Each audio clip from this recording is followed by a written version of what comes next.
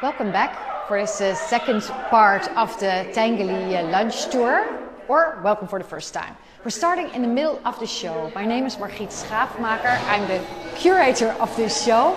I hear a lot of noise, hopefully you too, of the work that is now moving.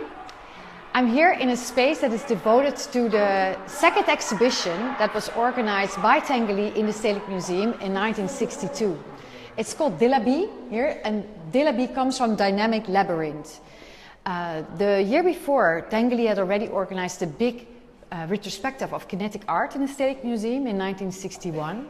And Willem Sandberg, at that time director, fell in love with Tinguely. And he was told, you can have the whole house in a way, come back to us. And what Tinguely did, he asked several friends, you see here a picture, of course his lover at that time, Niki de Saint-Phaal, and of course they became the Bonnie and Clyde of the art world, Daniel Spurry, Marcel Reyse, Robert Rauschenberg and Per Ultvedt. And together they transformed one wing of the museum into a dynamic labyrinth. And the idea was here you can see all kinds of leftovers and also the catalogue. And this is perhaps very nice because now you see here also what this labyrinth looked like. It was a sort of theme park or Luna Park in a way. You could shoot with paint, there was a tilted museum, there was a room filled with balloons, you could dance a twist alongside a swimming pool. The weeks in advance that were used by Tinguely and the other artists to build up this whole construction was documented by Ed van der Elske. And I have put here some photographs on the wall. Here you see Tinguely on the Waterloo Square with a little, getting all kinds of stuff that's left over there. You see Robert Rauschenberg installing his installation. Ed van der Elske also made a film, that's the sound that you're hearing. You hear now Sandberg explaining what he finds is so extremely important that he ridicules in a way, the exhibition ridiculed what a museum is about. It's fun, it is against the white cube, it is about interactivity, about playfulness. Look at also there, Sandberg standing in the shooting tent that Niki de Saint-Phaal has made. This is Willem Sandberg laughing. It was one of his last shows. The critics in the newspapers did not understand it all very much, so we've put a lot of reviews here also. And what I particularly like is in one of the vitrines we put all kinds of receipts and leftovers that we found in the archive. So you see the weeks that they were buying stuff here, like a Mexican sun hat, sunglasses, confetti, all kinds of these little leftovers, receipts.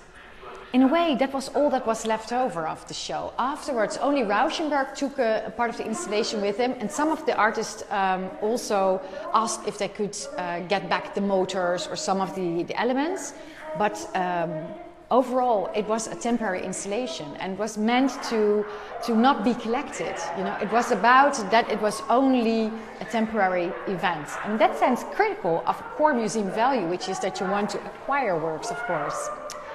So if you come here also, this is the installation you see here with the balloons that Tinguely himself made. And what I particularly like is Ad Petersen, who worked here at the Stedelijk Museum and facilitated the whole exhibition. He kept a diary of what all the artists were doing when they were constructing. And if you come here, hopefully you will, you really have to spend some time reading it. It's so funny because you see who is quarreling with who is resting, who is going to the hairdressers, who is taking a bath, who is working during the night. And these kind of documents, of course, shows that it's much more than only just an exhibition. It is, the whole process is, of course, relevant. Okay, now we're gonna skip one of the most beautiful rooms, but this one has already been in another live tour. So I want to show you a space that I really like. It contains a lot of the work that Tinguely made in the 60s and also later on using rags and rust. So that room could scare. You can push a button and it runs. The big thing in the middle, the méta2, I wanted to show you because after the two exhibitions that Tinguely had in the Stedelijk Museum, there was a long relationship, and in those years 13 of his works were acquired and they were all restored for this show. And the biggest one, or one of the biggest one, is this Méta 2. And there was a long time that it couldn't run anymore, but now it can. And I'm going to push the bottom.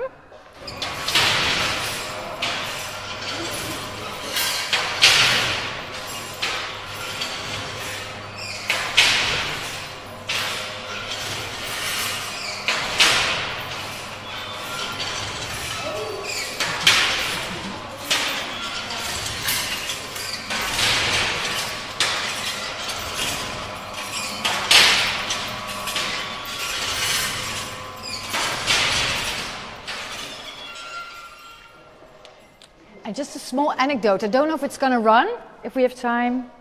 Oh no, this one takes more than 70 minutes to do it again, but it's a great work actually. It's called Radio de la Bie, so it's one of the very few leftovers of the de la Bie show that I just explained to you. And it's a radio, but it's of course totally, changed and altered and transformed. But it runs on AM frequency. And that is very hard to receive in the museum. But what the restoration department did, they put an AM transmitter in the pedestal. So it is actually able to run right now. But you have to come back to do that for yourself. Okay, we're going to go to the next room. Just a small glitch also to the video I put here down. He was always into the Basler Fastnacht, and so Carnival, he really liked this homo ludens, the idea of playfulness. And he designed suits for Basler Fastnacht. And often also when he had openings, like the Méta 2 that you just saw, this huge piece in the State Museum when it was acquired, he invited a lot of people dressed up. So everything's running. But so it's really funny how he then uses a lot of these costumes and also people from the Basler Fastnacht to come into the museum and get the world out there inside the museum. Some of the radios are now playing.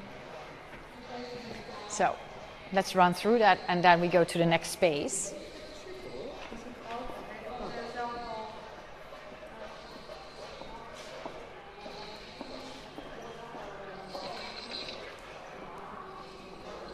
Maybe you can hear it also. I put my microphone very close to it. This one is better to hear, perhaps. It's already running. Hij is bezig. Oh, dat is het licht. Oh. Ja, in de radio. Die,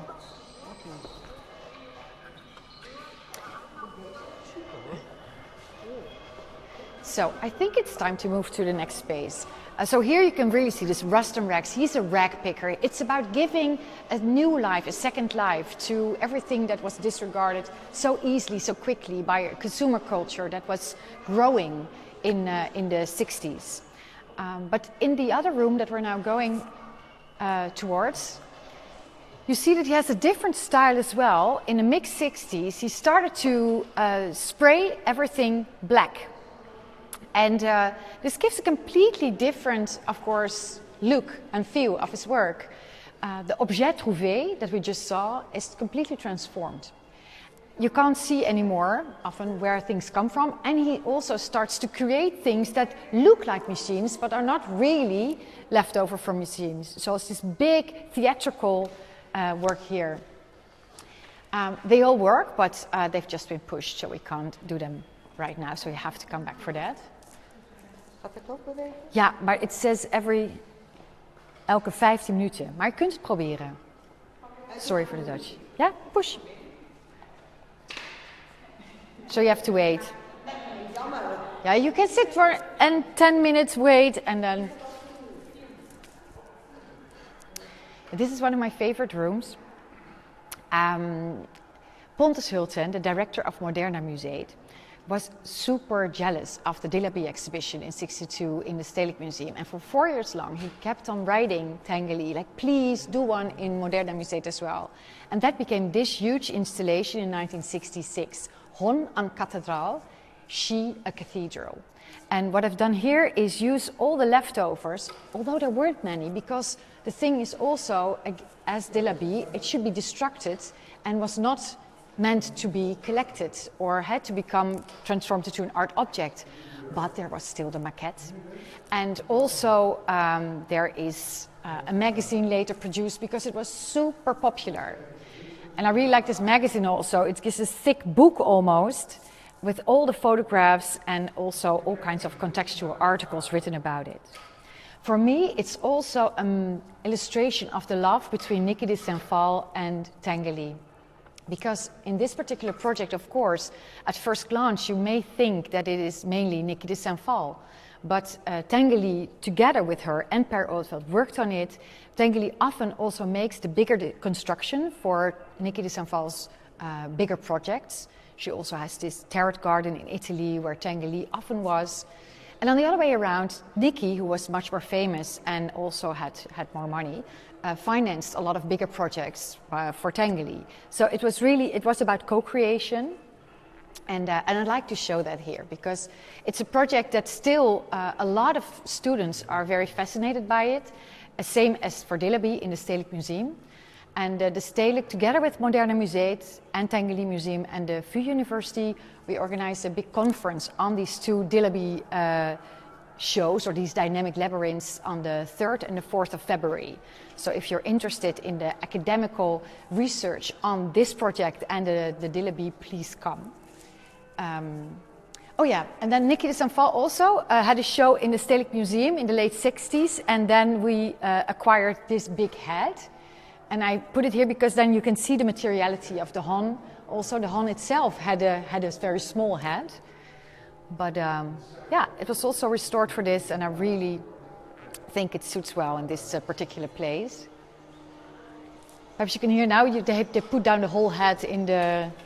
Oh, you just missed it on the video. But the deconstruction of the whole project, that is also part of the whole installation. So it's not just about a mini museum, a crazy environment with a fish tank in it, a cinema. There was, when you entered the vagina of the hon, there was a big machine of Tinguely smashing Coca-Cola bottles, but it was all temporary. Everything was demolished afterwards. So then Tinguely starts working on culture stations. This fascination for dynamic labyrinth stays, but he wants to move out of the museum and have his own new forms of architecture that are a combination between a museum, a cinema, a theme park, a Luna Park. And here you see an early maquette of 1968 called Gigantoleum. It was never realized. But later on, in the late 60s, they think we can do this in the woods. It was near Fontainebleau in Paris. It's called the Monster in the Woods at first, and later on it became Le Cyclope. All the drawings and the maquettes are here. There's early maquette. Again, you see also the hand of Niki de Saint-Phalle also in it. And, but later in the 70s, the whole outlook was changed, and there's another maquette here, because Niki de Saint-Phalle suddenly decided that it should be all covered with mirrors. And this is also the way it looks like now. You can visit the Cyclope every summer, I think from May to September or something. And there you see how these dynamic labyrinths work. It's co-creation. There's a lot of artists working on it, and every summer they came together and totally not very efficient. That's very nice because you see it also in the movies that Loginbuhl, which is a good friend and colleague in these projects for Tinguely, he always filmed every summer what was happening. So you can, in a way, see the whole process. And they're having so much fun. Here you see the whole construction. But I got another video where in '76, Niki de Saint-Phalle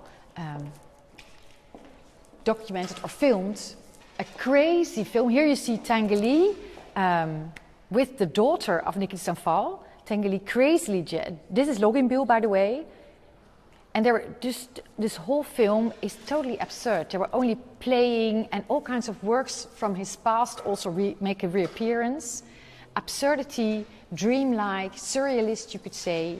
But for me, it most of all illustrates that this Cyclope, which is now here sort of the stage for this film, was not about something very efficient and something that was from this society. It was a sort of outside society. And the assistant of Tinguely, who worked here with us, who's still alive and who worked here with us, during the installment of the show, he explained when he was working there, there was food for 2 years there, and there were guns because they were always afraid that the Third World War would break out, and then they could live, all the artists that mattered would go to the Cyclope and live there. So here you can see also this big phallus, which, if you have seen the first tour, is also in 1970 a big installation that Tinguely made in Milan. And yeah, I think I really like these totally absurd layers of his work. Just now to go towards the last part of the show, and then I'm skipping a bit of some very nice drawings and publications that if you visit, you should definitely take time to see, because he's absolutely the most amazing drawer also. How can you say that? A drawer? No, you can say that. He's a great drawing artist, perhaps. Okay, I will now give you an introduction to the last and final section of this exhibition, which is about death. And I think Tinguely, of course, is about playfulness and cheerfulness, but there's another side in his work as well. That is about explosions, about something that is ephemeral, but also very much about death. And that started to become larger and larger, a theme in his work in the 80s. In 85, he got a severe heart attack, and for 3 months he couldn't do anything. And around that period, a farm, some farms away from where he had his studio, burned down to the ground. And he went there to look at what was left there, and he saw all this twisted metal, and he saw death animals, and he saw the name Mengele on the machines. And the family of the Nazi Mengele was into these aquatic things, aquatic machines, and but for him it was the whole. It made him return to the theme of the Holocaust, and he decided to make this huge altar piece called Mengele Totentanz. And it was amazing that we could have that from the Tinguely Museum, because the Tinguely Museum is, well, this is their biggest, the most important piece, and they were not saying, no, you can't, never, ever, we cannot let that travel. So I'm like super proud that we got it in the end, together with Kunstpalast. We made this show together with Kunstpalast. Because it's amazing. It shows you that he is not only this funny artist, but that he has all these more serious layers in his work as well. Just because we're going now slowly towards this machine, I wanted to say that Tinguely, of course, was very famous in his time and in Switzerland. And he even got, when he died in the end himself in 91, he got a state funeral. So it was no Vincent van Gogh that just like was dying somewhere and nobody noticed. This was state funeral, and he had his machines also out there. It was on live television. The schools were closed. And this shows you how, I think, important also he was in that time. And I really hope that with this exhibition also, that we've shown the many facets and the wide tender of works and strategies that he has been producing throughout his life. I now want to go to the last of the Mengele Totentanz, to have this big closing work. And it's not running right now, but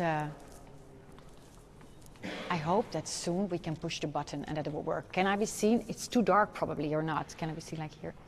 Because then we're going to walk towards the button, and I really hope that it works right now. Somebody has been guarding the boat. We see that a lot with people sitting down and saying, no, this is my button. You cannot, I'm going to wait for this button to be pushed right now. It can be activated every 6 minutes, which is actually rather okay. And people are waiting right now also. So perhaps somebody else wants to push the button, which would be much more nice, right? Okay, somebody's coming. Let's see if it already runs. Yes.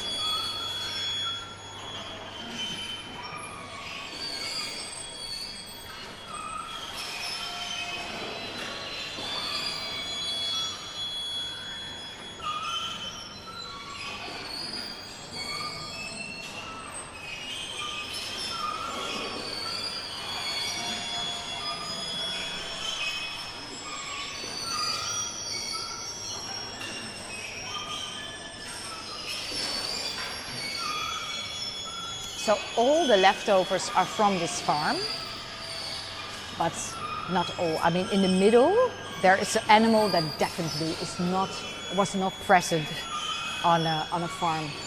Megan, what is a nijlpaard in English?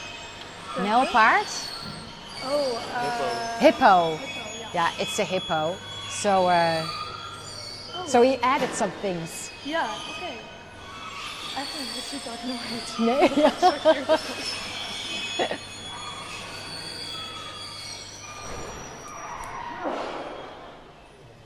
So it's quite an intense moment, but then if you come back here after next weekend, you can run through to the Jordan Wolfson exhibition, which I think is a sort of contemporary Tinguely and about robots, about mechanization.